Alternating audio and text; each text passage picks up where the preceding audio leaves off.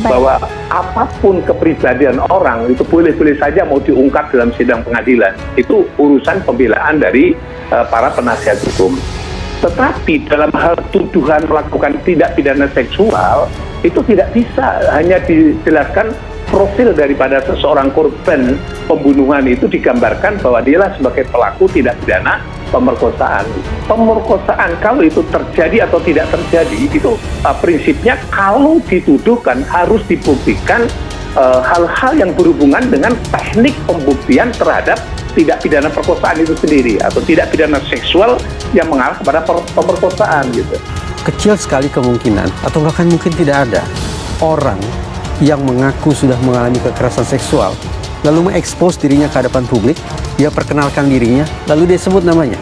Itu profil PC yang menurut saya jauh dari profil korban kekerasan seksual. Sementara Brigadir Yosua yang sekali lagi disebut sebagai pemarah, suka dugem, minta dicarikan perempuan, dan berkepribadian ganda, boleh jadi ini justru penanda dialah yang sesungguhnya mengalami kekerasan seksual itu, bahkan secara berulang kali.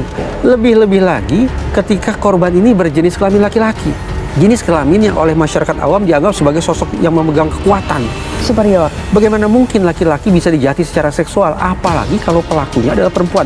Masyarakat awam barangkali tidak bisa menangkap itu.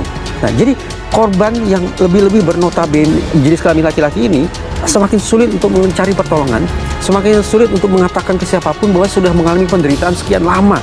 Mulutnya bisa diam seribu bahasa, tapi tanda-tanda penderitaan yang dialami akibat kejahatan seksual itu dari hari ke hari kian nyata. Jadi kita simpulkan, dari dua orang ini, siapa gerangan yang profilnya justru mendekati korban kekerasan seksual? Menurut saya, mendiang Brigadir Yosua lah yang profilnya justru lebih mendekati sebagai korban. Saat Putri Cenderawati emosi, dibilang sudah tua dalam sidang pembunuhan Brigadir J. Putri Cenderawati kesal dibilang sudah tua saat sidang pembunuhan Brigadir J alias Nofriansah Yosua Huta Barat beberapa waktu lalu. Putri Cenderawati yang dihadirkan sebagai terdakwa diduga emosi saat mendengar dakwaan jaksa penuntut umum. Berdasarkan keterangan yang diperoleh, JPU menanggapi pernyataan Brigadir J dihabisi karena diduga melakukan upaya pelecehan seksual kepada istri Ferdy Sambo tersebut. Dikatakan JPU, hal itu tak masuk akal mengingat Putri Cenderawati sudah berumur sehingga mengurangi daya tariknya sebagai wanita. Ibu Putri Cenderawati ini sudah tua, kata JPU. Selain itu, JPU juga mengungkapkan kekasih Yosua, Vera Simanjuntak, masih muda dan lebih menarik dibandingkan Putri Cenderawati. Calon istri Brigadir J ini cantiknya bukan main, sambungnya. Saat JPU membacakan dakwaan, Putri Cenderawati yang semula menggunakan masker kemudian mendadak membukanya.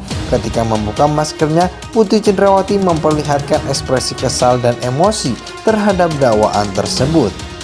Oleh karena itu, kuasa hukum keluarga Brigadir J, Martin Simanjuntak, meyakini bahwa dugaan pelecehan seksual memang tidak pernah terjadi. Ya, memang itu tidak ada pelecehan seksual. Itu hanya halusinasi Putri Cenderawati saja.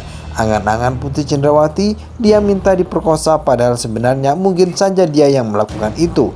Makanya yang lain tidak ada yang melihat, kata Martin saat dihubungi MNC Portal Jumat 11 November 2022. Sebenarnya, kata Martin, dugaan pelecehan seksual tersebut sudah terpatahkan saat Susi mengubah keterangannya yang telah disampaikan dalam berita acara pemeriksaan ketika proses penyidikan di kepolisian.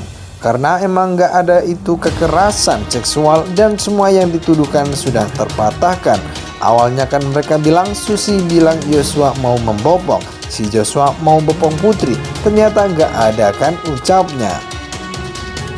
Selanjutnya pada sidang di Pengadilan Negeri Jakarta Selatan Senin 31 Oktober 2022, Susi bercerita bahwa Putri pergi ke mal di Yogyakarta bersama Yosua dan Eliezer pada 5 Juli 2022, padahal dugaan pelecehan seksual terjadi pada 4 Juli 2022. Dan tahunnya tanggal 5-nya pergi jalan-jalan ke mal bareng, kan itu nggak ada kekerasan seksual, katanya. Menurut Martin, tidak mungkin korban kekerasan seksual masih mau berdekatan dengan terduga pelaku usai kejadian.